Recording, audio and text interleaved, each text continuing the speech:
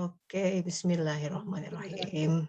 Allahumma sholli ala Sayyidina Muhammad wa ala ali Sayyidina Muhammad. Sahabat-sahabat, mari kita mulai ngaji online kita. Kajian suluk online, gelombang ke-12, sudah pertemuan ke-12, alhamdulillah. Kita mencoba mentawafi Al-Quran melalui kisah Musa alaihissalam, ya. Sudah dimulai tahun lalu, ternyata setiap detailnya menakjubkan gitu. Jadi mendingan kita baca secara tartil ya, pelan-pelan, supaya tidak sekedar kisah itu menjadi kisah sejarah zaman lalu, karena Al-Quran sama sekali bukan kitab sejarah, bukan buku sejarah, begitu kata Allah Ta'ala ya. Jadi kita masuk ke penggal ketika sebenarnya waktu itu kan Bani Israel menolak ketika disuruh masuk ke Yerusalem, karena mereka melihat di dalamnya ada orang bangsa Filistin yang gede-gede gitu ya, takut ngeper duluan gitu. Akhirnya nggak mau berperang. Nah, itu kita banget deh, yang males keluar dari comfort zone ketika Allah menyuruh sesuatu, aduh gimana ya, itu males itu. Kita males untuk berperang, padahal perintah perang itu sudah kalimatnya dalam Al-Quran, kutiba ya. Auzubillahi minasyaitonirrajim. Bismillahirrahmanirrahim. Kutiba alaikumul qital gitu, sudah ditetapkan. Sama dengan halnya kita lagi saum nih ya, selamat menunaikan puasa bulan Ramadan. Oh ya, Indonesia udah buka ya, kita masih mendera haus dan lapar. Jadi kutiba alaikumusyiam, ya, perintahnya sama dengan kutiba alaikumul qital. Jadi ada makna peperangan di dalam. Kita belajar menahan di bulan Ramadan ini maksudnya adalah membangun mentalitas. Makanya dikerjakannya tidak cuma seminggu, 2 minggu, sebulan penuh. Itu biasanya membekas gitu. Makanya setelah Ramadan kemudian diikuti dengan kalau bisa 6 hari di bulan Syawal. Jadi agar tidak lost hawa nafsu dan syahwatnya. Nah, Bani Israel ketika menolak berperang itu dihukum 40 tahun terkatung-katung di padang pasir. Itu juga kita banget kalau kita menolak perintah Allah Ta'ala dalam arti ini ya, kehidupan kurang bersyukur, itu 40 tahun tidak menemukan diri, terkatung-katung 40 tahun lagi, nauzubillah. Mending kalau nyampe usia 80 ya. Kalau enggak, ya berarti diprosesnya di alam sana gitu, dan itu lebih complicated karena di alam barzah itu alam perwujudan. Semua hal yang kita anggap remeh, khianat dikit nggak apa-apa, di sana mewujud jadi makhluk yang mengerikan. Dengki sedikit nggak apa-apa, di sana mewujud. Marah sedikit, galak sedikit nggak apa-apa, di sana mewujud jadi anjing yang mencabik-cabik kita. Gitu. Nauzubillah min dzalik. Hal-hal yang kita lalai bersihkan di sini, di sana diberi wujudnya. Marah itu diberi wujudnya, dengki diberi wujudnya, dendam diberi wujud, sesuatu yang kita pikir semua itu berupa makhluk-makhluk halus di dalam diri kita. Di sana alamnya sudah lebih complicated. Itu lebih susah lagi, mewujud semua. Ya memang di alam sini tantangannya adalah gimana caranya agar kita membaca hati, sahabat-sahabat. Jangan menyepelekan gerakan-gerakan hati. Suluk itu harus mulai merasa-rasa gitu, dalam gitu. Apa yang terjadi di luar dilihat implikasinya ke dalam diri, dan kita fokusnya di dalam diri saja. Nggak perlu nyalahin orang lain. Nggak perlu gara-gara dia aku begini, enggak. Orang beriman tidak begitu, karena dia melihat dia begitu pun Allah izinkan ya. Jadi kalau suluk fokusnya adalah kenapa Allah izinkan itu? Kenapa Allah izinkan dia berbuat seperti itu?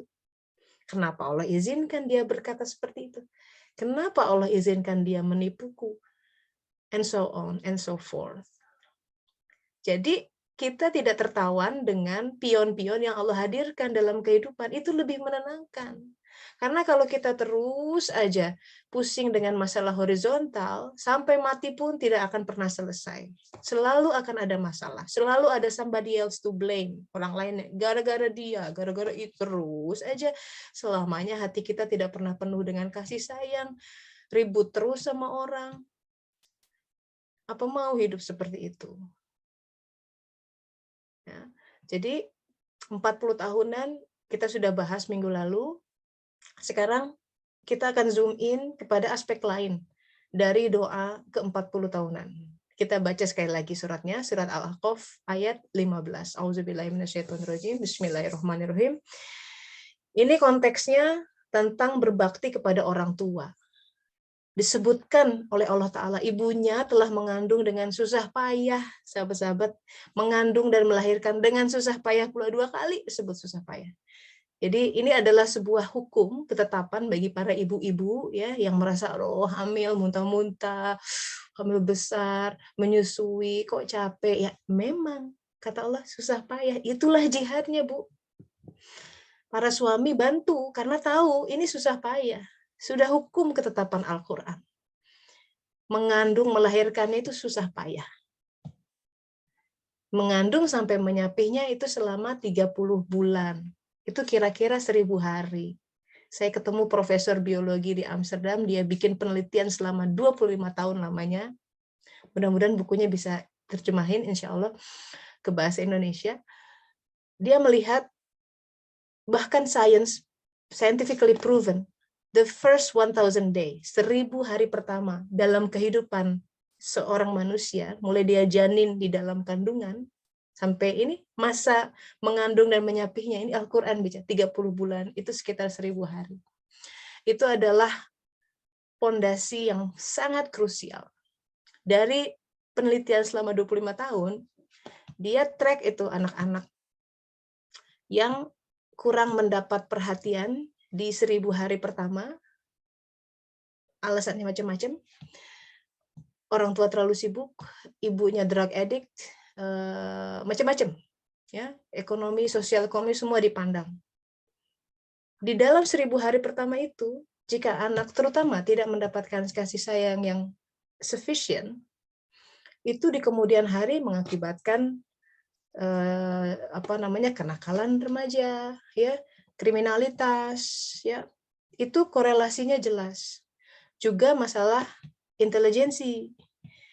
Jika upbringing, pendampingan tidak intensif di 1000 hari pertama, di mana kebanyakan nih peran ibu biasanya, ya kan, kebanyakan. Tapi pada kasus-kasus tertentu si ibu memang harus melakukan sesuatu, bekerja dan lain sebagainya. Peran itu diisi, dibantu dengan suami atau nenek dan lain sebagainya. Ini peran caregiver dalam mengisi itu dalam 1000 hari pertama, ternyata itu make it or break it pada seorang anak. Sedemikian rupa profesor ini setelah nulis buku diundang kemana-mana, sampai diundang ke Kementerian Kesehatan dan Kementerian Public Health, ya, Kesehatan Masyarakat, bahwa penelitian ini kemudian memberi impact pada kebijakan sosial, ekonomi, pendidikan di Belanda. Jadi gimana caranya di 1000 hari pertama si ibu misalkannya harus disupport supaya dia bisa fokus sama anak-anak. Jadi 1000 hari pertama itu. Ini bicara tentang 30 bulan. Nah, doanya adalah kan begitu. Doanya minta agar aku bersyukur, diminta petunjuk. Gini, Robi auzi'ni an ashkuro nikmataka allati. Orang begitu 40 tahun, yang diminta bukan pangkat apa, Al-Quran ya. Ini yang esensial adalah berilah aku petunjuk ya Allah agar aku mensyukuri nikmat yang Kau anugerahkan kepadaku. Jadi perihal syukur itu dibentuknya 40 tahun lamanya. Dalam sekali. Nah, bicara tentang syukur, ini kata kunci kita grab. Bicara tentang syukur, exactly the same word, exactly kata kunci itu yang tersemat dalam sumpah iblis ketika dia mau diusir. Ini tertuang dalam surat Al-A'raf ayat 16-17. Kan diusir dari surga gitu kan. karena peristiwa buah khuldi itu. Kemudian iblis menjawab, karena engkau telah menyesatkan aku, pasti aku akan selalu menghalangi mereka dari jalanmu yang lurus, Shiratul Mustaqim. Gitu. Jadi tugas iblis dan pasukannya itu menghalangi manusia dari Shiratul Mustaqim. And by the way, that is the only prayer, satu-satunya doa yang kita panjatkan setiap sholat dalam Al-Fatihah. Ihdinas Shiratul Mustaqim. Wow, udah pasukan iblis sudah mengepung tuh dari 360 derajat. Karena dia mengatakan begini di ayat berikutnya. Kemudian pasti setiap orang didatangi, aku akan mendatangi mereka dari depan, belakang, kanan, dan kiri. Engkau tidak akan mendapati kebanyakan mereka bersyukur tuh. Itu maksudnya. Jadi syukur nih kata kunci. Kita ini sudah setua ini, sudah bersyukur belum? Sementara keadaannya dalam kehidupan kita senantiasa ditarik-tarik ya oleh iblis. Itu setan ada dua macam. Setan yang berupa ya iblis dan pasukannya, dan setan dalam diri kita itu namanya hawa nafsu. Karena sama-sama menyesatkan. Apa yang terjadi sahabat-sahabat ketika manusia ditarik kanan kiri depan belakang?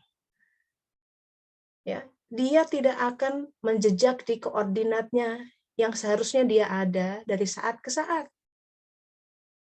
Tarik dari kanan, diiming-imingi, kayaknya bagus ini, ya, padahal tidak. Diiming-imingi berupa kebaikan, padahal itu tersesat. Susah tuh lihat. Diiming-imingi keburukan, jelas dia melenceng.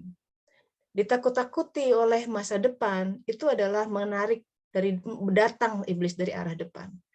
Gimana nanti nggak bisa sekolahin anak, gimana ini isu krismon bikin dipertakuti, harga minyak gimana ini, minyak hilang dan lain sebagainya dari depan, sehingga dia tidak melihat fungsinya apapun yang Allah hadirkan di saat ini.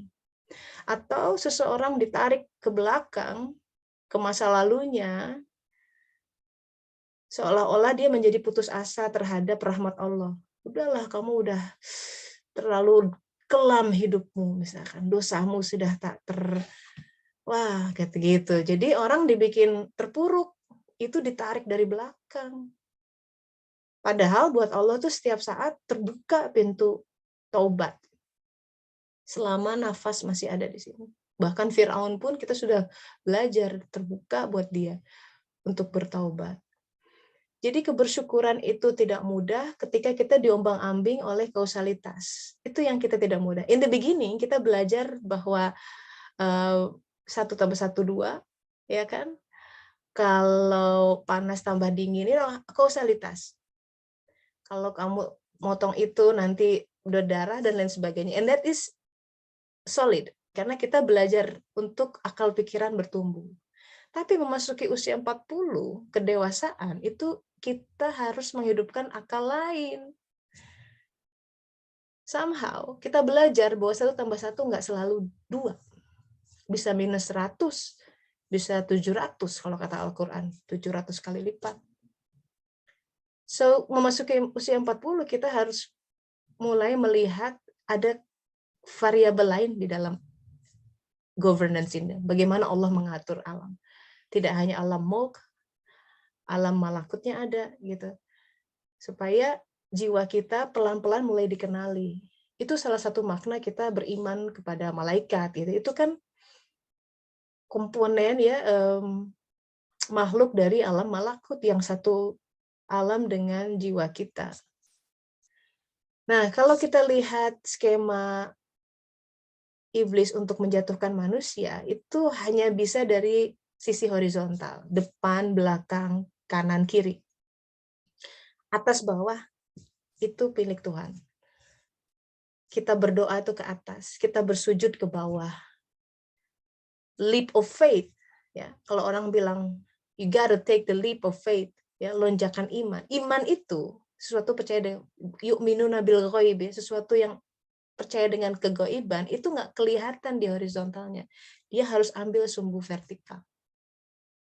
Jadi iman, bersujud, doa, zikir, ilmu diantaranya itu yang menjejakkan manusia di koordinatnya.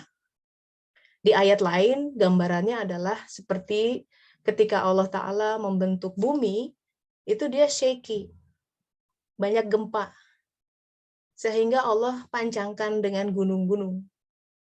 Gunung itu yang kita lihat di permukaan, just the tip of the iceberg, kata di dalamnya dia memancang, seperti paku-paku memancang. Jadi dia tegap, teguh. Ya.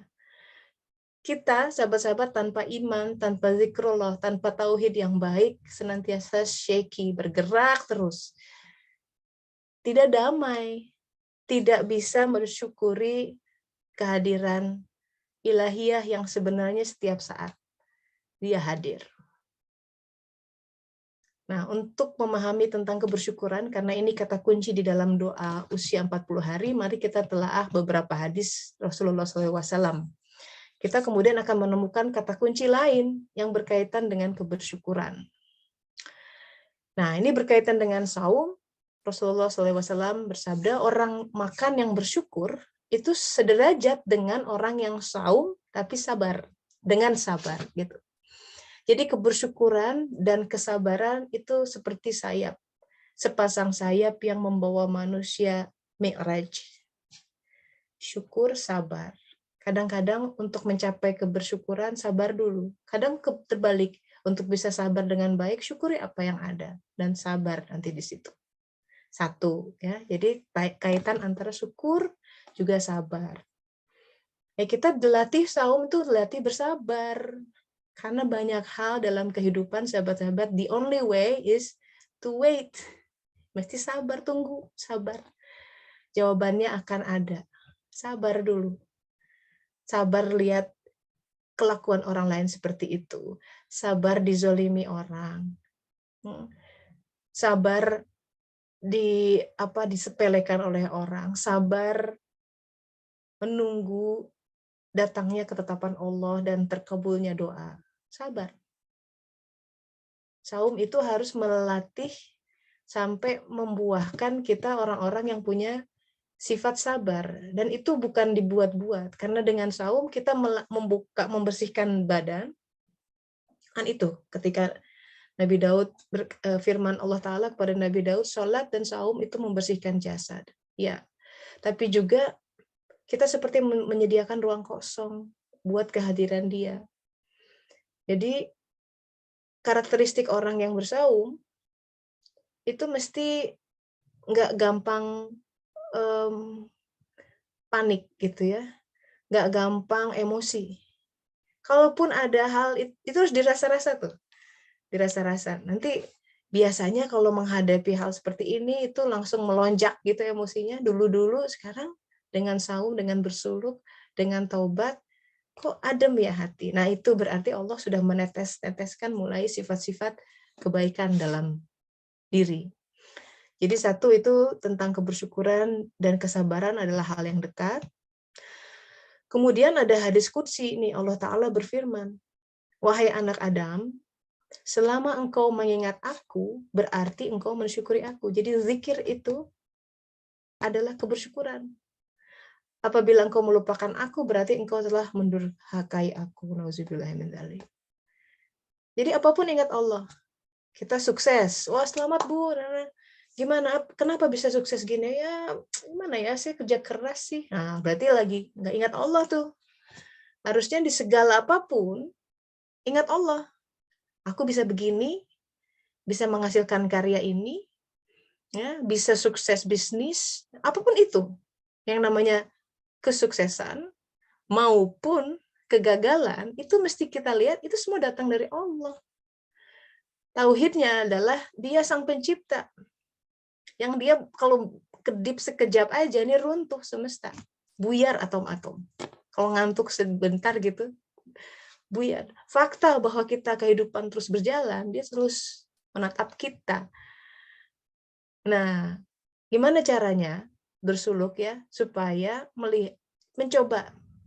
Makanya jangan reaktif. Begitu kejadian menimpa kita, jangan langsung nunjuk orang itu. They are just a messenger. Mereka cuma pion-pion yang Allah gerakkan. Kadang nggak berdaya.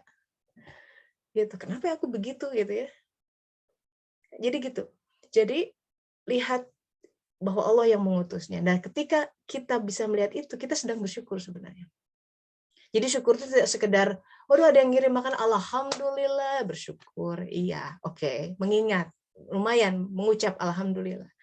Tapi juga ketika seseorang datang menyakiti kita, kenapa dia berkata seperti itu? Kenapa dia berbuat seperti itu? Alhamdulillah juga mestinya. Alhamdulillah. Alhamdulillahnya beda tapi karena pedih. Tapi kita berusaha melihat ini Allah ini yang izinkan. Masya Allah, ya Allah, kenapa aku? Nah mungkin kemudian jadi introspeksi. Mungkin aku pernah berbuat sesuatu di masa lalu, ini hisabnya misalkan ya. Jadi gitu. Nah kalau sudah begitu jadi kehidupan ini makin berfungsi sebagai wadah transformasi diri. Karena kalau untuk gampang ya cuman nyalahin orang, sudah, jadinya nggak mau berubah.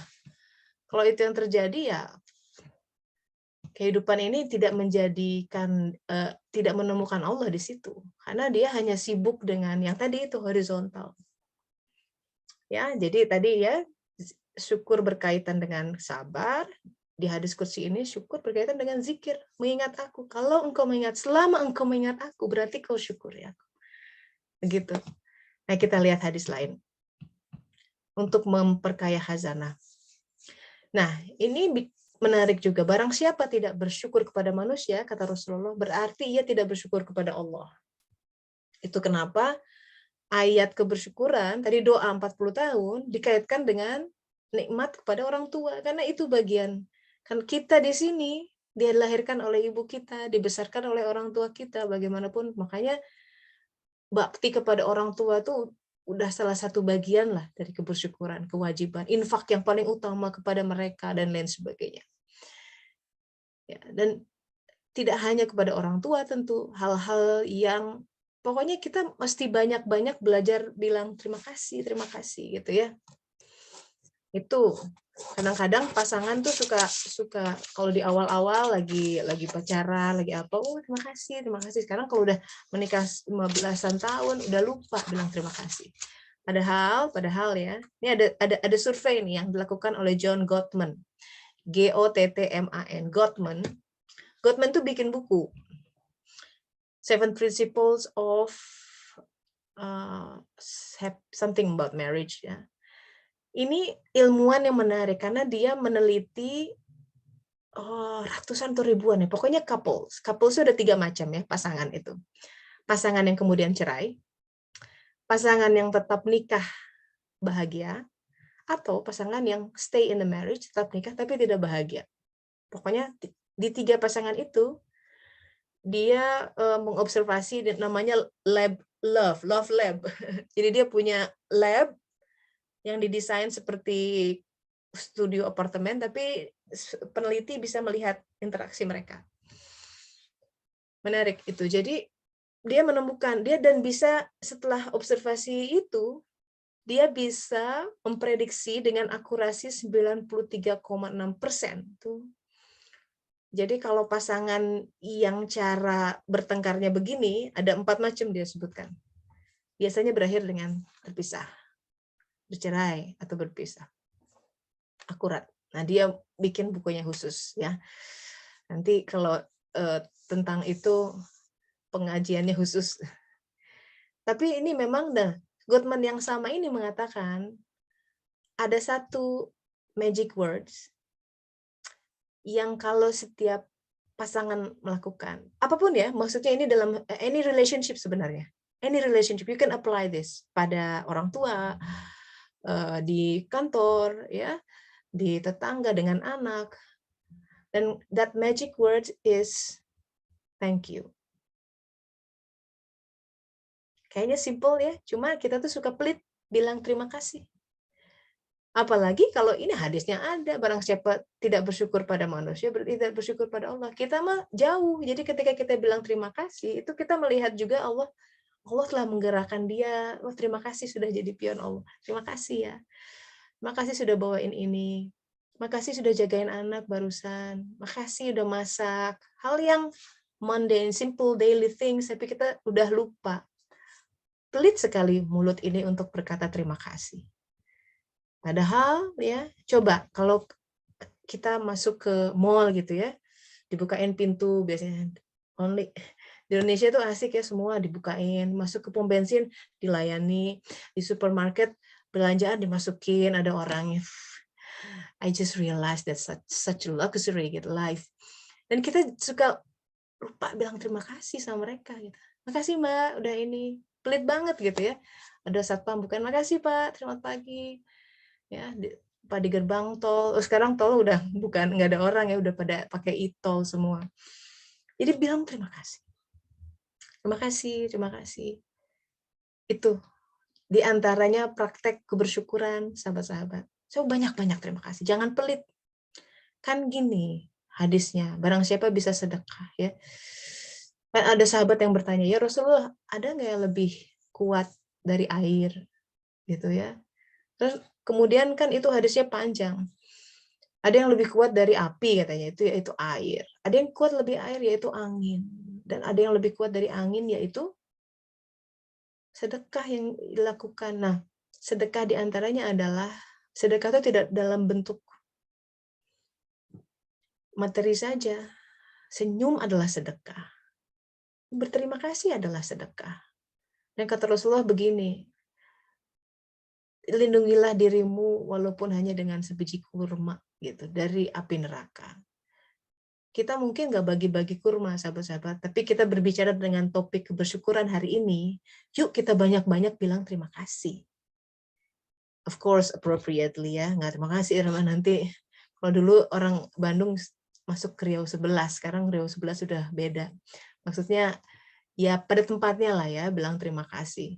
Jadi terima kasih kan orang mungkin aneh nggak apa-apa. Kita pengen berterima kasih kok. Kita betul-betul ingin bersyukur karena dia melakukan sesuatu. Gampang berterima kasih kepada sesuatu yang dia berikan yang kita sukai. Gimana tuh kalau dia menyakiti kita dan kita masih tetap bilang thank you. That's another level. Terima kasih karena aku menjadi belajar bersabar. Terima kasih karena keputusanmu itu walaupun membuat aku sedih, tapi aku menjadi lebih dekat sama Allah. Sambil menahan nangis.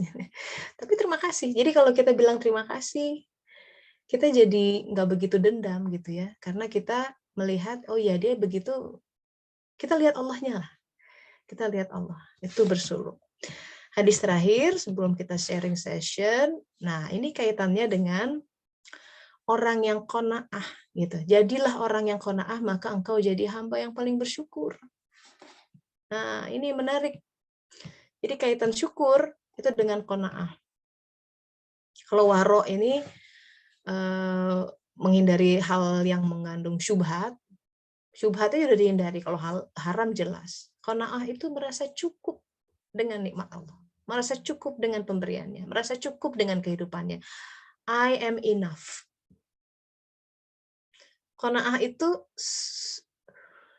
ya sebuah perasaan, sebuah mentalitas seorang muslim itu seakan-akan dia sudah memiliki dunia dan seisinya, cukup, I'm enough.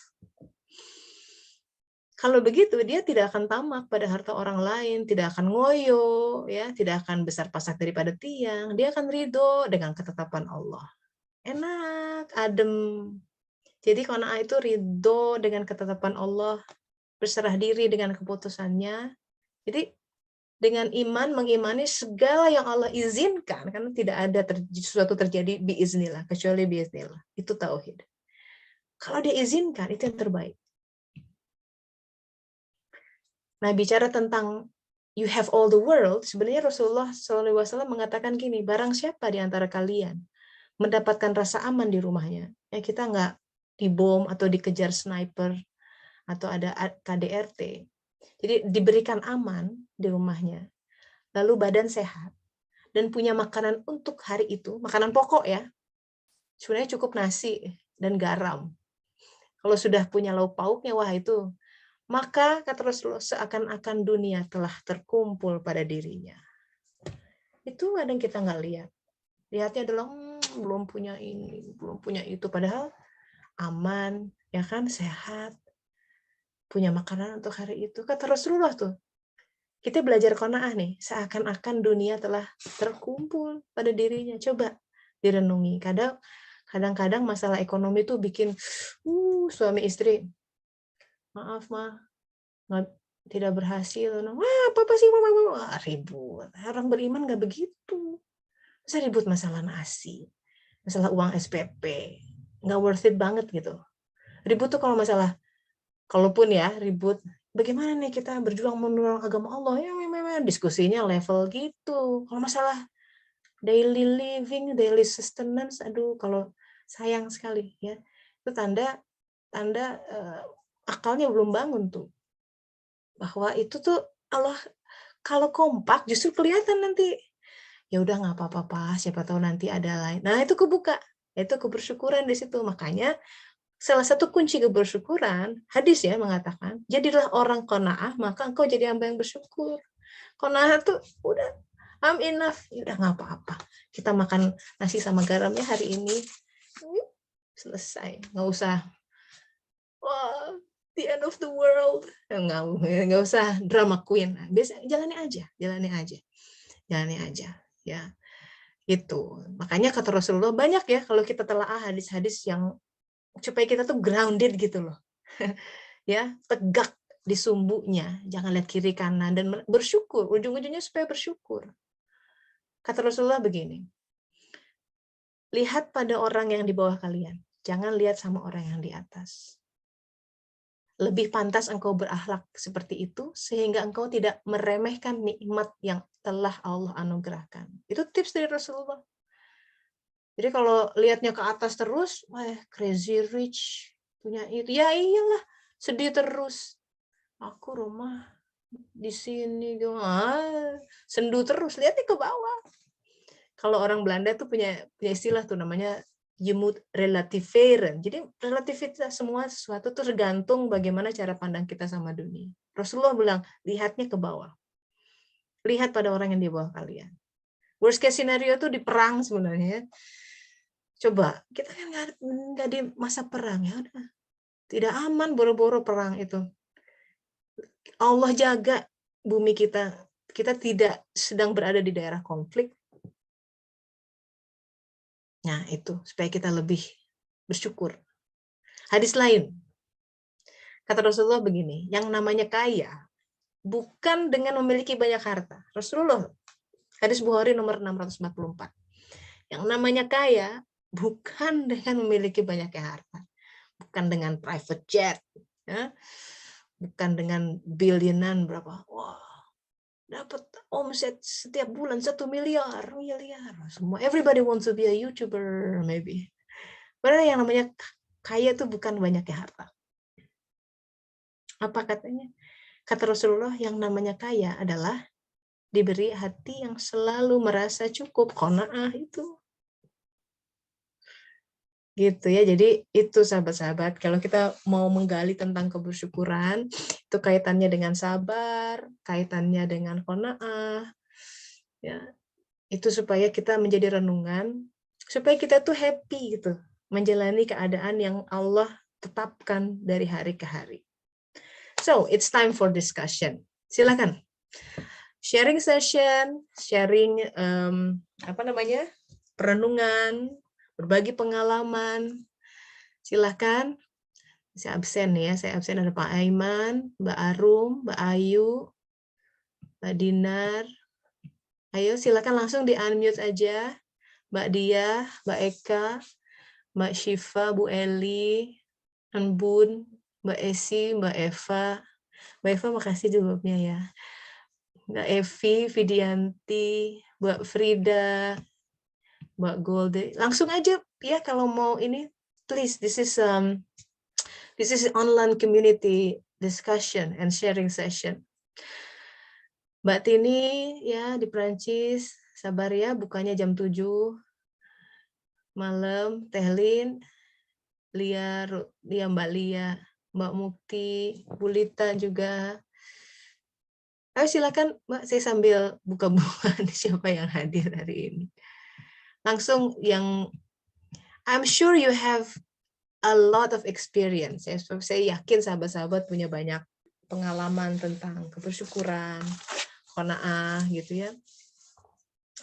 Kadang ya qanaah juga masalah gini ya, pasangan tuh banyak orang tuh jadi aku suami begini, istri begini, kemudian rumput tetangga jadi lebih hijau. Here's the thing ya, the most pitfall of human beings is if you like somebody doesn't mean you have to marry them. Kita kan suka terbuai-buai, aku suka sama dia dan dia juga suka, oh maybe kita harus bersama, sedangkan dia udah menikah. Nah itu hati-hati, itu banyak jebakan Batman di situ. Ya, if you like somebody doesn't mean you have to be with them gitu, Mas. Ya, mangga Teh Lin sih ada keperluan. Silakan. Jadi hal apapun ya, soalnya kebersyukurannya tidak mudah, yang tidak mudah kan ini pikiran kita yang inginnya hal-hal yang tidak hak. Padahal ayat Qur'annya jelas, apa yang kau anggap baik belum tentu baik. Apa yang kau anggap buruk belum tentu buruk juga. Kita melihat pasangan kita kayaknya jelek gitu ya, atau kurang keren, atau kurang soleh. Lah, di awal bagaimana ceritanya kok bisa gitu kan? Harusnya melihat di situ. Kemudian try to see the silver lining. Lihat kebaikan pasti ada. Nggak mungkin orang tuh nggak ada kebaikannya. Bahkan Rasulullah tuh keras ya kepada perempuan yang mengatakan sungguh tidak ada kebaikan sedikit pun pada suamiku. Daripada gitu mending cerai aja. Susah soalnya kalau istri melihat suami seperti itu berat. Kata Rasulullah, wah neraka. Karena dia di hidupnya udah neraka. Dia selalu melihat dia mengecilkan kok, memandang rendah gitu. Memandang rendah itu tidak boleh. Mungkin saya berbagi juga nih pengalaman baru kemarin ngobrol sama Mama. Si Mama nggak ada di sini ya. Ya barangkali bisa jadi perenungan buat kita semua. Saya baru terkesan tuh. Jadi Mama tuh kemarin bikin testimoni gitu. Mama nyesel banget. Nah, apa Mama? Jadi ada suatu penggal ketika papa saya gitu ya. Jadi orang tua tuh dua-duanya berkarir. Terus bapak itu kan wartawan, terus pernah jadi direktur gitu ya, redaktur utama secara karir di dunia jurnalistik naik sampai suatu ketika ada konflik di kantornya dan memutuskan untuk jadi koresponden aja, freelance, dan itu kan secara pemasukan jauh gitu. Jadi ada ketimpangan lah masalah karir.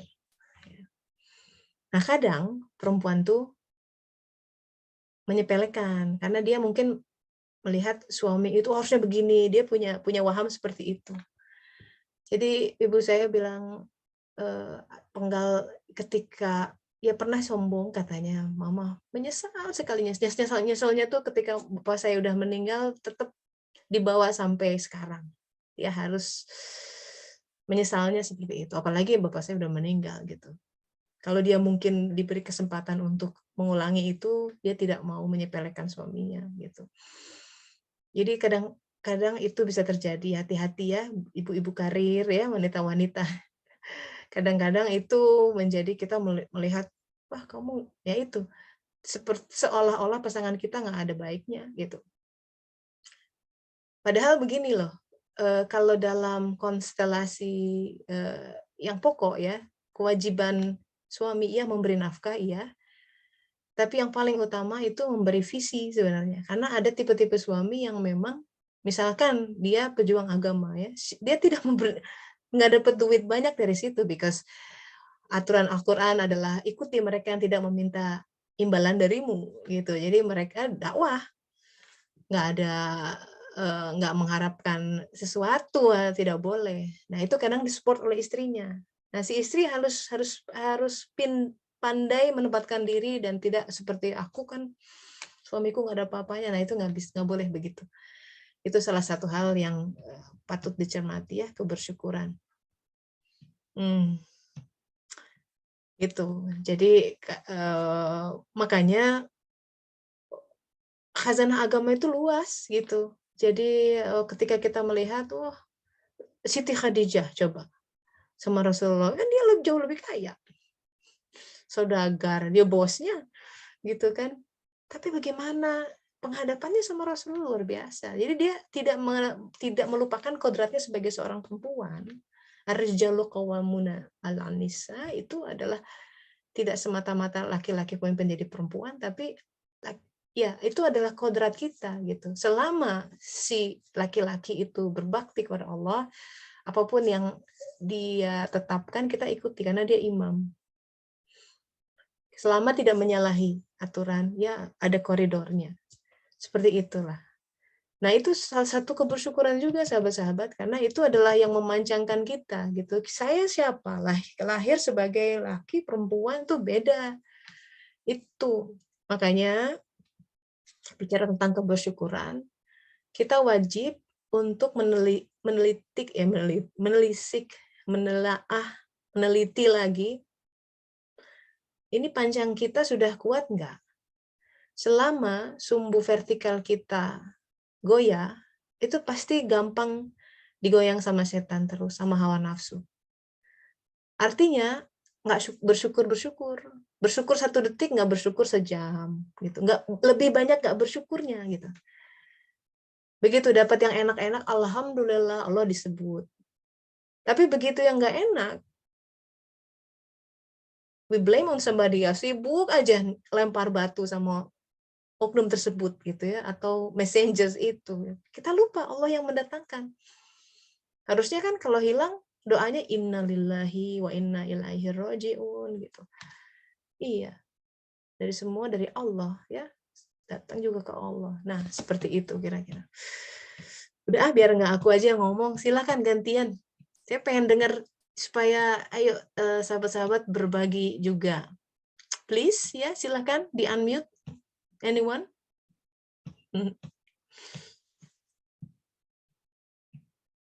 Ayo, pasti ada.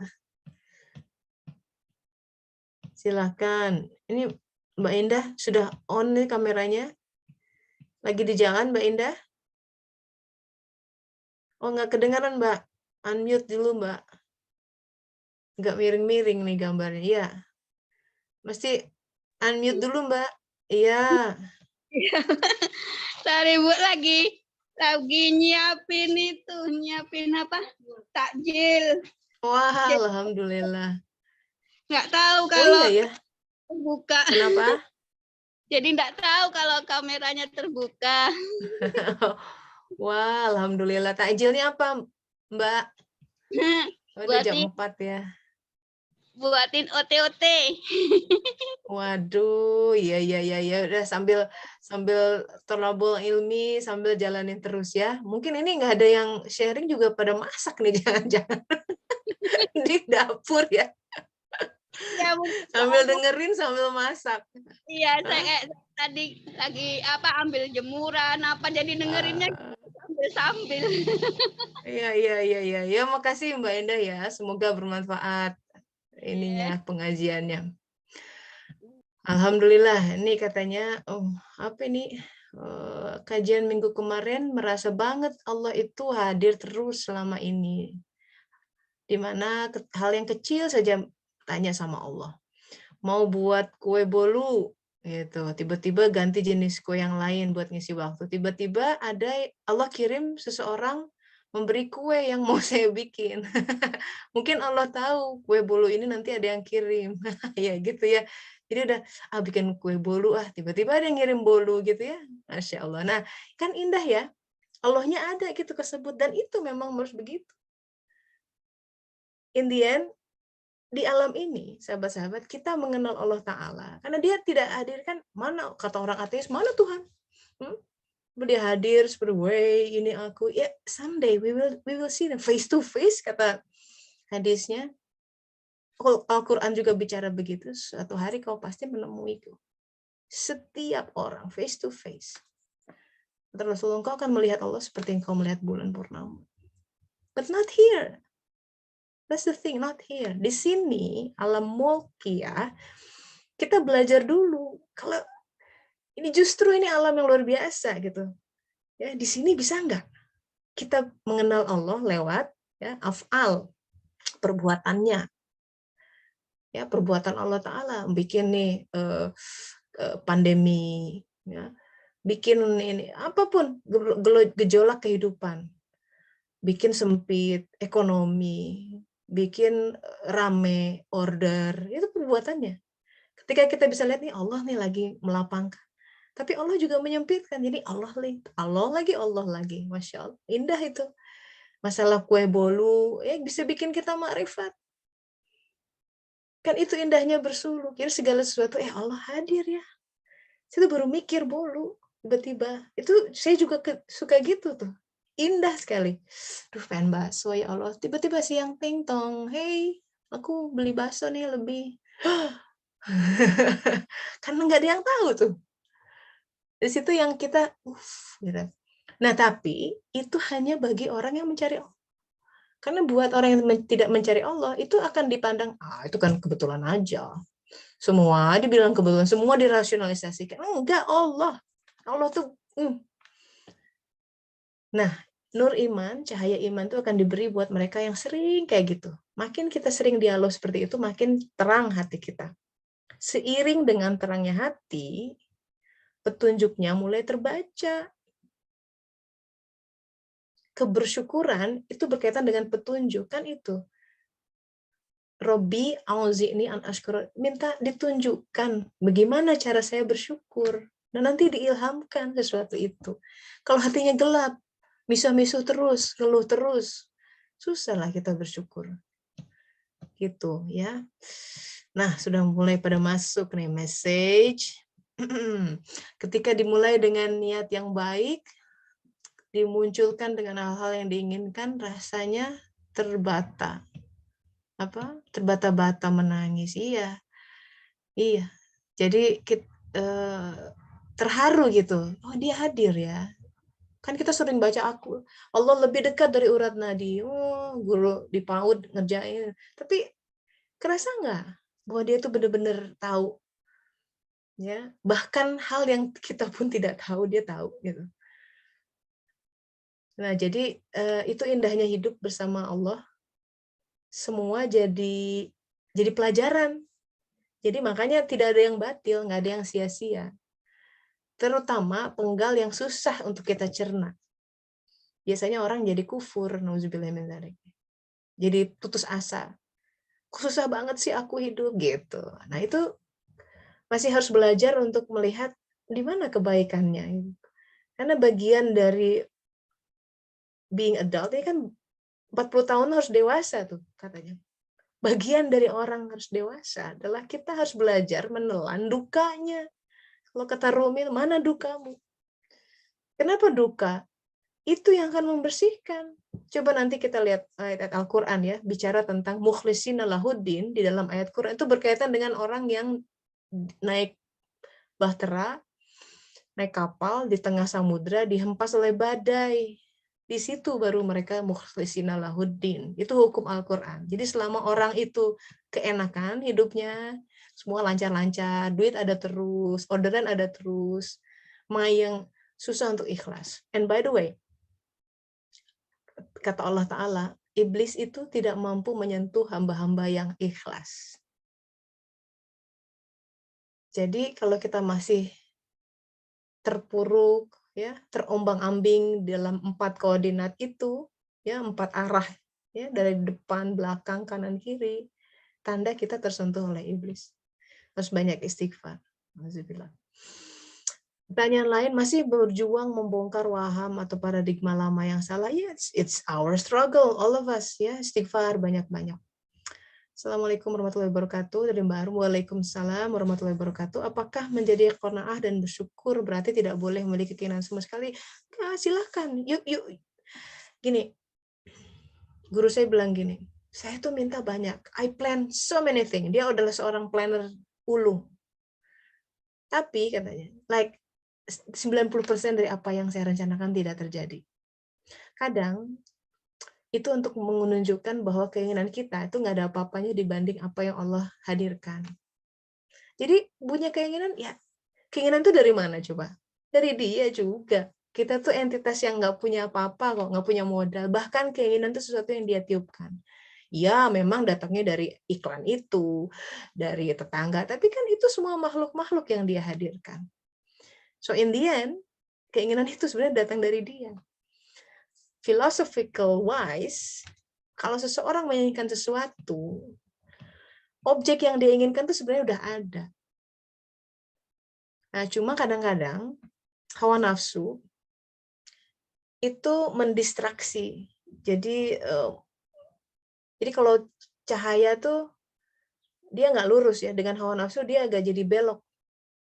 Nah, distraksinya itu menjadikan keinginan yang kita inginkan menjadi salah. Contoh kisah Hafiz. Ya. Hafiz, the famous poem. Ya. Satu level. Ya, Rumi, Hafiz itu. Ya. Di awalnya dia hanya ya kerja pengantar roti gitu. Di awalnya dia bukan pencari Tuhan dalam arti tidak kelihatan ya. Apa yang dia membuat dia melambung mencintai Tuhan, yaitu ketika dia mencintai seorang perempuan. Cinta dalam pandangan pertama, terbuai-buai. Begitu lihat dia, wah udah nggak bisa hilang, nggak bisa tidur, nggak bisa apa. Saking dia ingin mendapatkan perempuan itu, 40 hari, 40 malam, dia nyepi, berdoa. Saking ingin dapat, niat banget ya Allah. Tapi di situ bagus ya, mintanya sama Allah gitu. 40 hari, 40 malam. Di malam terakhir, kemudian Allah mengabulkan dalam arti merespon, didatangkan malaikat yang cantik rupanya. Hafiz saat itu tertegun. Ini makhluk luar biasa gitu keindahannya. Tapi di situ akalnya masih jalan, akal dalam ya. Dia langsung mikir gini, kalau utusannya sudah seindah ini, gimana sang pengutus itu? Jadi kemudian ketika ditanya oleh malaikat, what do you want? Apa yang kau inginkan? Nanti kan kayak genie gitu, dan nanti apa yang kau inginkan? Tadinya dia kan pengen nikah sama perempuan itu. Begitu lihat keindahan itu dia langsung Allah, Allah gitu. Lupa itu si cewek itu. Apa maksudnya? Keinginan Hafiz, keinginan terdalam itu sebenarnya dengan objek keindahan. Tapi kadang hawa nafsunya kemudian mendistraksi itu menjadi indah itu pada si perempuan itu. Padahal itu cuma stepping stone aja. Samalah, kita tuh sebenarnya inginnya kestabilan, kemapanan dalam hidup. Benar enggak? Kedamaian. Cuma kadang kita salah, hawa nafsu menerjemahkan itu, oh yang namanya mapan harus punya tabungan. Nah, begitu nggak punya tabungan, seolah-olah Allah tidak hadir, nggak bisa ngasih rezeki. Itu kan sebenarnya pitfalls. Itu dia tertawan oleh sebab akibat. Digoyangkan dari kanan kiri, tergoyangkan di situ. Seolah-olah Allah nggak berkuasa gitu kalau nggak ada tabungan. Oh yang namanya ini harus, jadi dia terkungkung oleh dunia sebab akibat yang kalau nggak ini saya pasti begini. Allahnya lupa. Nah kadang itu, jadi keinginan silakan. Nanti, tapi gini, namanya berserah diri, jangan merasa keinginan kita itu yang paling benar. Nanti diadu dengan takdir di mana keinginan dia, no, kata Allah. Yang ini aja. Nah di situ kita harus berserah diri. Wah, Teh Ita sempat ke makam Hafiz, alhamdulillah ya. Di mana makamnya Teh Ita? Iya. Di Iran teh. Di Iran. Wah, Iya. Masya Allah. Gimana, ada pengalaman tertentu nggak ketika di sana melihat, atau hal yang berkesan apa? Oh ya. Tapi memang itu ya cukup dipuja sih sama masyarakat Iran, ya, terkenal banget gitu. Saya awalnya sih nggak tahu Hafiz itu apa kan. Ini tambahan info dari Teteh juga sih tadi, ceritanya seperti itu rupanya ya gitu. Yang masalah dia berdoa 40 hari itu. Gitu. Iya, Ya, tuh 40 lagi tuh ya, tadi bilang 40 hari, 40 tahun, there's something there di situ. Jadi ke-40-an. Jadi ya itu, jadi keinginan kita tuh kadang-kadang keinginan yang nggak murni, sudah terdistract. Dalam perjalanannya, dia ada dari dalam diri, tapi perjalanannya sudah tercampur oleh waham-waham pikiran, ya, masyarakat bahwa yang keren itu yang seperti ini gitu ya, padahal yang dia inginkan adalah kedamaian, hal-hal basic gitu, kebahagiaan, tapi dia si pikiran kemudian menerjemahkan kebahagiaan seperti itu. Nah, itu yang menjadi sumber petaka, sumber susahnya orang gitu. Dia pikir itu. Nah, makanya kata Ibnu Arabi begini, utamakan tidak diberi kalau berdoa. Saking kebanyakan permintaan manusia itu salah menginterpretasikan keinginan dalam, ketika keluar kok jadi begitu. Hafiz itu seorang mencari Tuhan, dia mencari keindahan yang abadi. Jadi begitu lihat objek yang indah, dia pikir, itu mungkin, I want to be with her. Langsung jump into conclusion. Dan Allah menunjukkan, benar, Hafiz itu langsung berubah, lupa gitu. Jadi itu ya introspeksi buat kita semua. Kita pasti punya banyak ribuan objek-objek keinginan, ya. Silahkan diuji gitu loh. Uji dengan takdir yang dia hadirkan. Karena kalau Ibnu Athaillah bilang begini, sekuat apapun keinginan kita, tekad kita, itu tidak mampu mengoyak tabir takdir. Tidak mampu mengoyak selambu takdir. Kelihatannya sih kayak kain gitu ya, tapi bahkan robek dibuka gitu, aku pengen keluar dari takdir, nggak bisa. It's done. It's written. Di saat itu ya. Of course kita bisa pindah ke takdir lain. Tapi takdir yang Allah bikin juga gitu loh. Artinya tidak bisa mengoyak takdir. Karena manusia itu hanya bergerak dari satu takdir Allah ke takdir lain. Yang kita bilang free will, choices, saking manusia itu nggak bisa bikin pilihan ya. Dia sudah pilihkan, tinggal milih mau yang mana. Begitu takdir itu. Bagaimana kita mengetahui keinginan kita masuk dalam ruang lingkup takdir kita? Ya kadang waktu yang hanya bisa menjawab. Ini yang hak atau tidak. Kadang waktu yang bisa menjawab apakah ini suatu kebenaran atau tidak. Karena Allah akan membuka sesuatu sesuai dengan perjalanan waktu. Makanya seorang sufi, seorang salik, ya, orang yang berjalan, melakukan suluk, itu harus menjadi anak sang waktu. Mengalir aja. Don't push it. You're gonna break. Don't push it. Mengalir aja. Aku pengennya gini hari ini. Okay, if you can do it. Tapi kalau enggak, work with the flow. Diam. Gitu ya. Nggak usah terlalu menggebu-gebu. Ngoyo. Suluk itu nggak boleh ngoyo. Ojo ngoyo. Ojo dumeh. Pecah nanti. Ya, kita nggak bahagia. Don't push yourself. Nikmati kehidupan. Oke, plan B, plan C. Oke, alhamdulillah, jalani. Alhamdulillah, ya Allah, terima kasih. Terus, and so on and so forth. That's how we live our life. Ya, biar senyum terus hatinya. Ya, biar kita mengagungkan Allah terus di dalam setiap nafas. Kalau untuk pernikahan, apakah harus ngoyo? Maksudnya apa nih ngoyonya? Nggak usah lah, ngoyo-ngoyoan itu lebih ke nuansa memaksakan gitu ya. Jadi sifat obsesif harus sesuai keinginan, harus diubah, ya jelas. Apalagi obsesif gitu ya, obsesi kan. Harus berserah diri. Itu kenapa agama ini namanya Islam, aslama. Jadi karakteristik berserah diri itu harus lihat work with the flow banget gitu. Meminta untuk dikabulkan segera menikah. Ya, jangan, nggak usah buru-buru. Semua ada waktunya. Ya. Semua waktu. Segera, yang terburu-buru itu ingat dari setan. Ya, kalau memang dimudahkan, beres semua. Sekarang gini, buru-buru nikah, kata Allah tuh sebenarnya bukan itu jodohmu, ayo mau apa. Bisa kan orang last minute udah cetak undangan, gak jadi. Nah, ya, terus kita harus hati-hati aja. Jadi redaksional berdoa bagaimana Teh? Udah ikuti Rasulullah, doa-doa itu aja. Doa Rasulullah. Browsing Google, doa Rasulullah. That's the best. Karena dibalik semua kata-kata itu dalam. Gitu ya. Ini alhamdulillah. Terima kasih untuk partisipasinya. Semoga bermanfaat nih sahabat-sahabat. Bermanfaat nggak nih hari ini kajiannya? Coba Alhamdulillah. disurvei. Hah? Iya, Bu. Bermanfaat deh, Masya Allah. Apa manfaatnya? Coba biar ada feedback gitu. Ya, belajar apa hari ini? Apa yang paling wah ini gitu. Paling kena atau paling Bersyukur tuh agak mudah ya Bu Tessa. Bersyukur. Jadi banyak yang nggak bisa bersyukur karena tidak menyadari hari ini.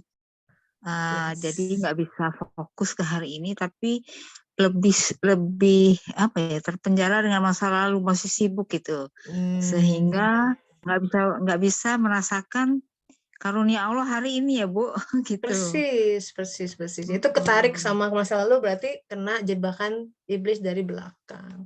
Ingat ya, depan, belakang, kanan, kiri, hati-hati.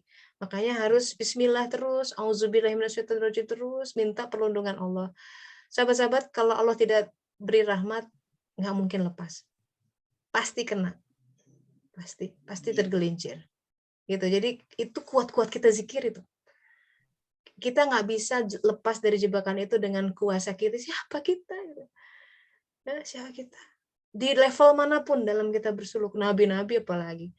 Nabi-nabi itu, iblis itu datang, kata setan ya, di dalam Al-Quran, aku datang melalui keinginan mereka, hati-hati.